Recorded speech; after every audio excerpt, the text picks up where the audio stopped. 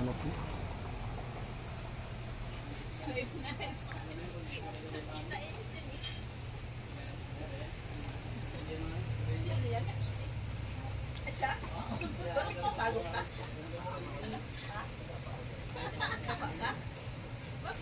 Ganun siya.